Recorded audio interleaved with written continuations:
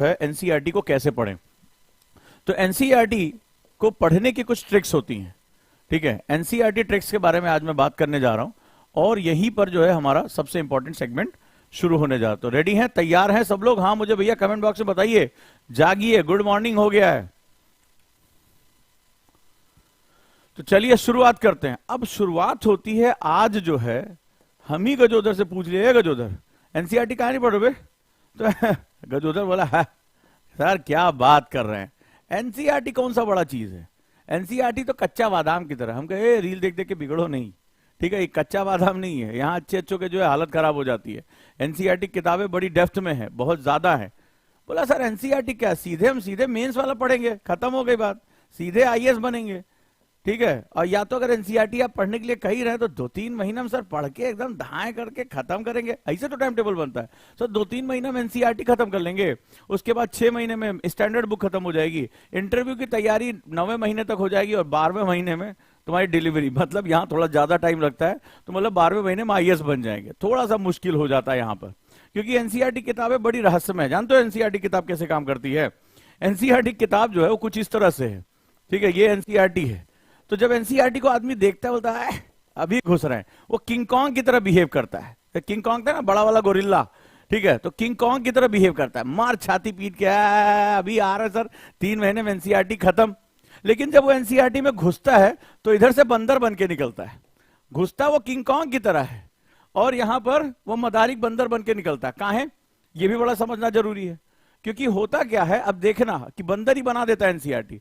जब एनसीईआरटी में आदमी घुसता है तो उसके दिमाग में कुछ क्वेश्चन आता है। पहला, ए भैया नई वाली पढ़े या पुरानी वाली? तो बोल जमूरे, पढ़ेगा कि नहीं पढ़ेगा? तो वो जो आदमी होता है बंदर बन जाता है, थोड़ा सा घुसता वो किंग कॉन्ग की तरह। 3 महीने में एनसीईआरटी सारा अभी कोर्स खत्म, अरे बाहुबली है।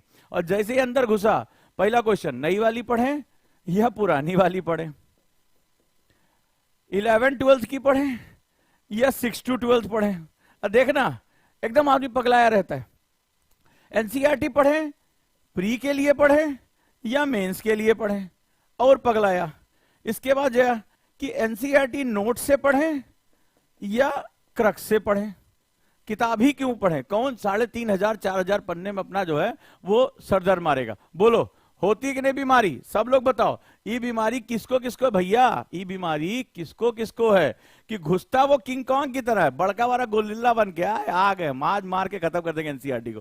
3 महीने में सर अभी ऐसे खत्म होगा। और जैसे अंदर घुसा, पता चलता 3, 6, 7, 8, 9, 10 महीना निकल गया और वो बंदर बन के बाहर निकलता है। कॉन्सेप्ट वह समझ में नहीं आता है, ठीक है। और वो जमूरे, हाँ बोल जमूरे, नहीं पड़ेगा पुरानी पड़ेगा, और वो जमूरा बना के उसको नचा के खत्म कर देता। बोलो किसको किसको ये समस्या है? किसको किसको? नई वाली पढ़े, पुरानी वाली पढ़े, ठीक है, 11th-12th की खाली पढ़े, 6 से 12वीं तक की पढ़े, प्री के लिए पढ़े या मेंस के लिए पढ़े, नोट से पढ़े या क्रक्स से पढ़े? देख क्वेश्चन पे क्वेश्चन, क्वेश्चन पे क्वेश्चन। अब पढ़ाई से ज्यादा क्वेश्चन में आदमी पढ़ता रहता है, ठीक है, क्वेश्चन में पढ़ता रहता है। कई लोग सोचते हैं अरे एनसीईआरटी पूरा पढ़ने की जरूरत नहीं है, खाली वो बॉक्स में डब्बों में जो दिया ना खाली उतना पढ़ लो। हाँ तो यूपीएससी तुम्हें डब्बे में ही बंद कर देता है, टेंशन वाली टेंशन ना लिया करो। हाँ रेडी, सही बात पहुंची कि नहीं पहुंची? यही समस्या है। तो आज जो है हम नहीं चाहते कि तुम जो किंग कॉन्ग से जो बंदर बन जाओ और जमूरे जमूरे करके नाचो। तो एनसीईआरटी जो बुक्स हैं वो बड़ी गहरी किताबें हैं। एनसीईआरटी को पढ़ने के कुछ तरीके होते हैं। तो एनसीईआरटी पढ़ने के तरीके अगर आप घर से भी पढ़ाई करो तो सही तरीके से पढ़ाई करो तो बढ़िया से सिलेक्शन हो जाएगा। तैयार हो सिलेक्शन के लिए, लबासना जाने के लिए? बताऊं क्या क्या तरीका है एनसीईआरटी पढ़ने का? शुरुआत करें। तो सबसे पहले तुम्हारे पास जो एनसीईआरटी किताबें हैं वो तुम्हारी 5 सब्जेक्ट के लिए सबसे इंपॉर्टेंट है, 5 सब्जेक्ट्स के लिए, जिसको हम लोग फंडामेंटल सब्जेक्ट कहते हैं। क्या बोलते हैं? Fundamental subject. फंडामेंटल मतलब अब आप समझ ही गए होंगे, फंडामेंटल मतलब होता है आधारभूत सब्जेक्ट। क्लियर है? अब आधारभूत सब्जेक्ट किसे कहेंगे? यानी सभी यूपीएससी में सभी सब्जेक्ट का ये कॉन्सेप्ट बेस डेवलप करता है। कौन कौन सब्जेक्ट है? सब लोग कमेंट बॉक्स में बताओ। फंडामेंटल सब्जेक्ट कौन कौन से हैं? देखे कौन कौन सिलेबस वक्त थोड़ा देखा है अभी तक? देखे किसने जो है अपनी शुरुआत की, बिस्मिल्लाह कर लिया उसने? चलो जरा देखें, जल्दी जल्दी बताओ, जल्दी जल्दी बताओ। कौन कौन है जो फंडामेंटल सब्जेक्ट के नाम बताए? सबके सब लोग शुरू हो जाओ। फंडामेंटल सब्जेक्ट के नाम किसको किसको याद है? इन्हीं सब्जेक्ट से सारे सब्जेक्ट ड्राइव हुए हैं, ठीक है। तो इन जो एनसीईआरटी है वो फंडामेंटल सब्जेक्ट के लिए बहुत महत्वपूर्ण। चलो सब लोग देखें भैया, मुंह में किसके किसके दही जबी वो ना बोलें, और जो मदारी का जो है वो बंदर बनने के लिए तैयार है वो ना बोले। किंग कॉन्ग जितने भी हैं सब बोल दें, जो एकदम आए एकदम जो है छाती पीट के बोल रहे हैं अब भैया हम अंदर आ रहे हैं। चलो नाम बताओ। हाँ वो देखो, वो देखो, 1 2 3 4 5, एक का 4, एक रह गया कहीं गिर गया। ओहो हो, अरे बाप रे बाप, 3 आया, 2 रह गया। आहा, चलो हाँ किंग कॉन्गो जल्दी जल्दी बोलो, जल्दी जल्दी बोलो, कमेंट बताओ जरा देखे तो किसमें कितना है दम, पानी नहीं है कम। चलो देखो भैया एक बात ध्यान से सुन लेना कि एनसीईआरटी देखने में बड़ी आसान लगती है, लेकिन एनसीईआरटी का जो झटका है ना वो जोर से ही लगता है। तो भाई जरा ध्यान से, हाँ देखें कितने कितने लोग सिलेबस का थोबड़ा देखें, कितने लोगों ने चैनल सब्सक्राइब कर लिया है। सब्सक्राइब किया होगा तो आपको पता होगा इसमें एक प्लेलिस्ट पड़ी हुई है सिलेबस एनालिसिस की। देश का सबसे लंबा चौड़ा सिलेबस एनालिसिस की जो वीडियो है वो इसी चैनल पे पड़ी, आईएएस विद ओजांग सर पे। तो कौन कौन अभी तक सब्सक्राइब नहीं किया है, वो बटनवा दबाने से फटेगा नहीं तुम्हारा मोबाइलवा, ठीक है, उससे लाभ होगा। और घंटी बजाते रहो, क्योंकि अगर घंटी बजेगी जिंदगी में तभी जो है कोई आवाज आएगी, तभी जो है तुम्हारी अपॉर्चुनिटी का दरवाजा खुलेगा। तो घंटिया वाला जरूर दबा देना, ठीक है, तभी जो काम चलेगा। और इस पे सिलेबस एनालिसिस की वीडियो कौन कौन देख लिया पहले ही बताओ? सभी पे पड़ी हुई है, ऐप पे ओजांग एनी टाइम पे पड़ी हुई है और इस पे पड़ी हुई है। तो सिलेबस एनालिसिस की वीडियो बहुत जरूरी है। हाँ, क्योंकि अब मुझे ये बताओ जितने किंग कॉन्ग हैं, जो बंदर हैं वो तो पकड़ में आ रहे हैं, ठीक है, वो कमेंट करने में उनकी उंगलियों में जो है वो नेल पॉलिश लगी हुई है, लग रहा है लड़के भी लगा के बैठे हुए हैं कहीं टाइप करने से खराब ना हो जाए। लेकिन जो लोग कर रहे हैं ये बताओ कि इन फंडामेंटल सब्जेक्ट से डेरिवेटिव सब्जेक्ट कौन से हैं, तभी तो यूपीएससी सिलेबस पकड़ पाओगे। तो फनल बना लो, पहला सब्जेक्ट है आपका हिस्ट्री, दूसरा है पॉलिटी, ज्योग्राफी, इकोनॉमी और साइंस। इसको फंडामेंटल 5 बोलते हैं, कई क्लास में बता चुके हैं। अब जब हिस्ट्री से जाओगे तो यहां से ड्राइव होता है आर्ट एंड कल्चर, पॉलिटी से तुम्हारा ड्राइव होता है गवर्नेंस, राइट, यहां से गवर्नेंस पेपर 2 ड्राइव होता है। ज्योग्राफी से एनवायरमेंट एंड इकोलॉजी ड्राइव होगा, क्लियर है। इसके बाद इकोनॉमिक्स से तुम्हारा social welfare and justice drive होगा, क्लियर है। इसके बाद यहां से साइंस से तुम्हारा बेसिक साइंस से टेक ड्राइव होगा। यानी ये सारे सब्जेक्ट अगले जो मेंस के पॉइंट्स हैं उनको ड्राइव करता है, क्लियर है। एनसीईआरटी की किताबें इसीलिए प्री और मेंस दोनों के लिए इंपॉर्टेंट होती हैं। अभी देखो इसका थर्ड लेयर ऑफ ड्राइवर, लिख लो इसको, बहुत लोगों को सिलेबस में नहीं पता होता कि ड्राइव कैसे होता है। इसके बाद तुम जब ज्योग्राफी और इकोनॉमी और पॉलिटी तीनों को मिक्स करोगे तो यहां पर तीनों मिलाकर क्या होगा, और हिस्ट्री भी अगर जोड़ लोगे, इन चारों को ड्राइव करने से थर्ड लेयर तैयार होती है। और वो थर्ड लेयर होती है आईआर यानी अंतरराष्ट्रीय संबंध, और इंटरनल सिक्योरिटी यानी आंतरिक सुरक्षा। समझे? थर्ड लेवल क्यों? क्योंकि अंतरराष्ट्रीय संबंध किसी देश की सांस्कृतिक विरासत, उसकी राजनीति, उसकी अर्थव्यवस्था और उसकी इकोनॉमी यानी जो हमारी बात हो रही है भूगोल, उसकी जियोपॉलिटिकल सिचुएशन कैसी है, इन चारों को मिलाने से उस देश का आईआर यानी इंटरनल रिलेशनशिप, जो अंतरराष्ट्रीय संबंध है, और जो अंतरराज्यीय सुरक्षा है, इंटरनल सिक्योरिटी है, आंतरिक सुरक्षा है, वो दोनों निर्धारित होती है, जो कि जीएस पेपर 2 और जीएस पेपर 3 में है मेंस के, है ना। बहुत सही, शाबाश। तो किंग कॉन्गो थोड़ा सा और बढ़ाओ। तुम मुझे बता सकते हो कि अगर मुझे एग्रीकल्चर निकालना है तो एग्रीकल्चर के, सबका मुझे जवाब चाहिए, सारे किंग कॉन्ग जवाब दें, ठीक है। तो भाई मुझे पहले बताओ कि अगर मुझे एग्रीकल्चर पढ़ना है तो मुझे क्या क्या डेरिवेटिव लेना होगा। चलो बताएं, देखें। एनसीईआरटी पढ़ने से पहले क्वेश्चन पूछना जरूरी होता है। चलो सब लोग जोर से बोलो, जय माता दी, सारे बोलो, ठीक है, कि एनसीईआरटी में कहां से क्वेश्चन आते हैं। चलो शुरू हो जाओ, शुरू हो जाओ, फिर बताऊंगा गुरुकुल क्या है। हाँ भैया चलो शुरू हो जाओ। अब मुझे बताओ कि एग्रीकल्चर मुझे उठाना है, तो एग्रीकल्चर के लिए मुझे कहां से डेरिवेटिव लेना होगा, यानी इन सब्जेक्ट्स के डेरिवेटिव कहां से निकल कर आएंगे। चलो भाई देखे कोई मेरा स्टूडेंट है कि नहीं है, कोई है? क्योंकि डेरिवेटिव नहीं समझोगे, शाबाश बिट्टू ने बोला है ज्योग्राफी एंड कल्चर। हे भगवान, हे भगवान, न्यूज़पेपर पढ़ना ही छोड़ दिए हो। अभी आलू सड़क पे फेंका गया है, क्यों फेंक दिया किसान ने अपना आलू? हमसे आज कोई कह रहा था अरे फेंक दिए, बताओ गरीब को दे दिए होते। तो आलू की फसल खराब हुई, नुकसान हुआ, ये कल्चरल एस्पेक्ट है या इकोनॉमिकल एस्पेक्ट है मेरे भाई? तुम एग्रीकल्चर में एक किसान की आय होती है और एक उपभोक्ता के हित होते हैं, तो ये आर्थिक है। शाबाश, निशा भारती ने बोला है शाबाश बेटा, ज्योग्राफी और इकोनॉमी। लेकिन अभी आपने देखा किसान बिल वापस लेने पड़े, किसान आंदोलन चला, इसका मतलब इसका एक पहलू किसके साथ जाकर जुड़ेगा? पॉलिटी के साथ। पॉलिटी, सरकार क्या बातें कर रही है? अनुबंध कृषि की बात हो रही है, कॉन्ट्रैक्ट फार्मिंग की बात हो रही है, जीरो बजट फार्मिंग की बात हो रही है। तो ज्योग्राफी, इकोनॉमी और पॉलिटी, किसने किसने जवाब सही दिया?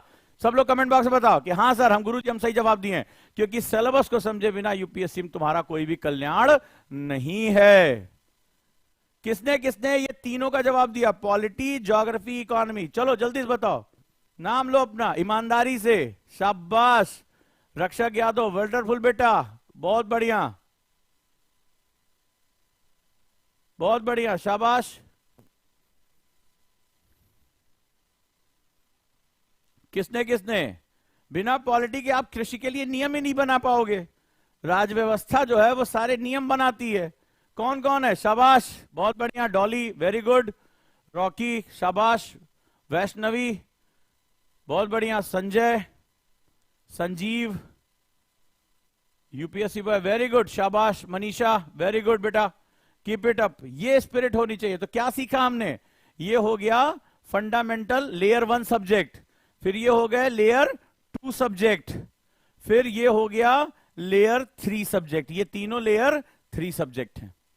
3 लेयर के जो है सिलेबस होता है, यूपीएससी छुपा के रखता है। तो अगर आप क्या होता है, जैसे मान लो एक बात बताओ, तुम आज लड़ाई करने गए, मेरी बात समझना, साइकोलॉजी बता रहा हूं यूपीएससी टॉप कैसे करना है। तो क्या हुआ, तुम हो बाहुबली अपने मोहल्ले के लोकल वाले, ठीक है, वो जो भैया जी जो है 4 लौंडों को पकड़ के, ठीक है, गुटखा खिला के अपनी कहानियां सुनाते हैं कि एक बार हम जो है दारा सिंह से भिड़ गए, दारा सिंह को एक ही मैच हारा था जो हमसे लड़े थे। ऐसा वो आप गप्पबाजी में करते हो। तो आप मोहल्ले के हो बाहुबली, ठीक है। अब क्या होगा, तुमने देखा होगा साउथ इंडियन की पिक्चरों में, जो दक्षिण भारत में तुमने देखा होगा, हीरो बड़ा माहौल बना के आता है, तो उसको चारों तरफ गुंडे घेर लेते हैं। तुमने नोटिस किया है? जो या सलमान खान भाई जो उनकी जो पिक्चर में ऐसे गुंडे उनको घेर लेते हैं। नोटिस करके देखना, तुम्हें साइंस समझा रहा हूं यूपीएससी का। तो ये तुम हो, एस्पिरेंट हो, ठीक है। अब ये तुम एस्पिरेंट हो, चारों तरफ यूपीएससी के क्वेश्चन सब्जेक्ट हैं, ये लोगो history, geography, polity, economy, IR, science. तुमने नोटिस किया होगा कि अगर सब ससुरे एक साथ आ जाए तो पटक के पीट लें, इसको कोई दिक्कत नहीं, सारे हीरो मारे जाए। तुमने देखा होगा हीरो ऐसे घूमता है और इधर से जो है क्या होता है, एक आदमी डंडा लेकर आता है तो वैसे हाथ से रोकता है, ढिशुम से मारता है, फिर दूसरा वाला वेट कर रहा होता है कि ये गिर जाएंगे तब हम आएंगे, तो उधर से वो अपना जो है चेन वेन लेके दौड़ता है, फिर उसको क्या होता है, ऐसे पलट के पीछे से हाथ में फंसा लेते हैं चेन और ऐसे झटक के फेंक देते हैं। तो न्यूटन के सभी सिद्धांतों की ऐसी तैसी करते उधर जाके गिर जाता है। फिर दूसरा तीसरा इंतजार कर रहा होता है। अरे यार, हमने अगर किसी को पीटा कॉलेज में, तुमने भी लड़ाई वड़ाई की होगी, इकट्ठा मिलके पीट लेते। या तुमने सड़क पे किसी मजनू को पीटते हुए देखा होगा, तो जो जिंदगी में जिसने ढंग से कभी मच्छर भी नहीं मारा होगा वो भी मार ससुरे को, मतलब एक आदमी बीच में झुका होता है, तपड़ तपड़ तपड़ तपड़ लोग मारते रहते, जनता एक साथ पीटती है। तो क्या होता है, वहां बचना बड़ा मुश्किल होता है।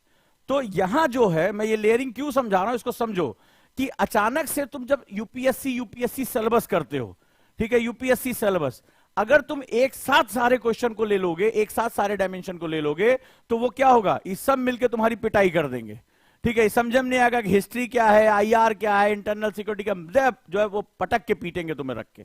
और तुम क्या हो जाएगा, जो तुम्हारी हालत होती है, किसी मजनू की हालत होती है, जब वो सड़क पे मान लो पॉकेट मार पकड़ा गया, तो तुमने देखा होगा जो आता है उसी पे हाथ मार देता है, जो सुबह बीबी से पिट के आया वो भी पीटेगा, मार ससुरे को, पर्स चुराता है, अपना सारा गुस्सा उसी में निकाल देगा। पब्लिक जो है धबाधब पीटती है। लेकिन जब एक एक करके कोई आता है तो क्या होता है, एकदम मार, एकदम भोकाल में सलमान खान की तरह से फूंक दिया, इधर तो उड़ गया आदमी, ठीक है, खाली। और भोजपुरी पिक्चर में तो इससे आगे निकल जाते हैं, वो तो खाली ऐसे पैर पटक देता है जमीन पे तो जमीन कांपने लगती है, चार से तो ऐसे गिर जाते हैं, ठीक है, सीस्मिक वेव क्रिएट हो जाती है। तो कुल मिलाकर, ठीक है, अब हम यहां से देखते हैं, पता नहीं ऐसे दो चार लोग पाकिस्तान भेज दिया जाए, जाओ गिराक चले आओ, मार खत्म कर दो। अब भैया यहां क्या हो रहा है, तुम्हें क्या होगा, लेयर बाय लेयर समझना है। लेयर 1 सब्जेक्ट, तो यहां मैंने तुम्हें यही सिखाया, क्या करना है भैया, layer 1 history, polity, geography, economy, science. NCERT सबसे पहले इसी पे अटैक कर देता है। लेयर 1 समझने के बाद जाओगे लेयर 2 पे, तो ये डेरिवेटिव सब्जेक्ट, फिर इसके बाद जाओगे लेयर 3 पे। तो जब लेयर बाय लेयर जाओगे तो तुम्हारे जीतने की संभावना ज्यादा है। दो इधर घूसा मारे, दो उधर घूसा मारे, इधर गिर गए, नहीं तो सब इकट्ठे पटक के पीट लेंगे, दिक्कत हो जाएगी। नहीं होता लास्ट में हीरो बांध ले जाते हैं, ठीक है, तो फिर वो सामने कहते बसंती डांस करेगी, बोले नहीं कुत्तों, ठीक है, वो दुनिया भर की बातें करते, कुत्ते अलग परेशान है, काहे नहीं बसंती डांस करेगी, तुम तो है हमारे चक्कर में, अपने जो है दुश्मनी के चक्कर में हमारी ऐसी तैसी कर रहे हो। तो अब वहां पे बहुत प्रॉब्लम हो जाती है, बहुत समस्या हो जाती है, एक साथ जब आ जाएंगे तो फंस जाओगे। तो अब एनसीईआरटी क्या करेगा, तुम्हारी लेयर 1 को बहुत अच्छे से तैयार कर देगा। समझे भैया, चलें अब चलो, तो कैसे कैसे पढ़ना है तनिक देख ले। तो सबसे पहले क्या करना है भाई, आ जाओ। तो अभी हमारा टॉपिक है एनसीईआरटी कैसे पढ़े, जो जो स्टेप बता रहे हैं उसको फॉलो कर लो। तो NCERT national council of education research and training, एक किताब का बहुत लोगों को फुल फॉर्म नहीं पता है, एक दिन पूछ लिए थे किसी बच्चे से कि एनसीईआरटी फुल फॉर्म क्या होता है, national council of education research and training. तो इसमें लिखा हुआ एजुकेशनल रिसर्च, यानी जो अभी समसामयिक है, जो अभी जरूरत है उसके हिसाब से ये रिसर्च करना। ये सभी स्टूडेंट के लिए one of the most authentic books में से एक है, छात्रों के लिए सबसे महत्वपूर्ण संसाधनों में से एक है। क्यों संसाधन है, यानी अगर इसकी नॉलेज को सही तरीके से इस्तेमाल किया जाए तो यूपीएससी के क्वेश्चन समझना आपके लिए बहुत आसान हो जाता है। दूसरा, विभिन्न विषयों के लिए एक मजबूत आधार प्रदान करती है, ये बड़ा इंपॉर्टेंट वर्ड है, यानी कि जो आपका फाउंडेशन होता है। अभी हमने क्या किया, फंडामेंटल 5 सब्जेक्ट की बात की, हमें क्या समझ में आया कि इन सब्जेक्ट से दूसरे लेयर के सब्जेक्ट तैयार होते हैं, सेकेंड लेवल, और इससे फिर थर्ड लेवल के क्वेश्चन तैयार होते हैं। सबको समझ में आ गई? सब लोग भैया कमेंट बॉक्स में बताओ, समझ में ये बात आ गई? तो अब क्या होगा, ये 3 लेयर के हमारे सेगमेंट तैयार होते हैं। सिलेबस कोई एक पार्ट नहीं है, सिलेबस 3 पार्ट में है। सीधे एक साथ घुसोगे तो आईआर वाले और जो है इंटरनल सिक्योरिटी वाले और एग्रीकल्चर वाले पटक के पीट लेंगे तुम्हें, तो तुम्हें एक एक करके उनसे जो है भिड़ना है। तो ये क्या काम करता है, मजबूत आधार प्रदान करती है, क्योंकि कॉन्सेप्ट को बहुत आसान तरीके से फंडामेंटल 5 के साथ ये जोड़ देती है, इसीलिए ये बहुत इंपॉर्टेंट हो जाती है। चलिए आगे देखते हैं। दूसरी जो सबसे महत्वपूर्ण बात है वो क्या है, चलो भाई अब आ जाओ। दूसरी बात कहता है कैसे पढ़ाई करें। सबसे पहला रीडिंग 1 होती है। एनसीईआरटी की किताबों को पढ़ने में, चूंकि इसमें इंफॉर्मेशन बहुत ज्यादा है, कभी इकट्ठे रखे हो एनसीईआरटी, कैसी दिखाई पड़ती है एनसीईआरटी, एक दूसरे के ऊपर कभी रख के देखना, 6ठी से 12वीं तक, ठीक है। 2-4 तो ऐसे जो मॉल न्यूट्रिशन स्टूडेंट हैं, एक तरफ एनसीईआरटी रखे अपने खड़े हो तो एनसीईआरटी ज्यादा भारी होगी, वो एक साथ ना उठाएं, सावधानी रखें, एक एक सब्जेक्ट की उठाएं अगर उठ जाए तो। और जो थोड़े से जो कुपोषित बच्चे हैं, जिनको थोड़ा सा उनको लग रहा है कि वो अभी उनको जो है इंड्यूरा मास खाना है, थोड़ा सा वजन बढ़ाना है, तो बहुत भारी भरकम जो है किताबें हो जाती है, बहुत ढेर सारी किताबें हो जाती हैं। अब इसमें रीडिंग 1 होती है। सबसे पहले डायरेक्टली जो है आप जब रीडिंग 1 करेंगे तो एनसीईआरटी को थ्रू आउट रीडिंग कर जाइए, ठीक है, यानी उसको आप पढ़ते जाइए, एक पेंसिल रख लीजिए, आपको जो इंपॉर्टेंट लग रहा है उसको या तो उसके नीचे ऐसे या गोला खींच दीजिए या लाइन बना दीजिए, या जो कॉन्सेप्ट है वो इसको आप कर लीजिए, ठीक है, बहुत इंपॉर्टेंट है।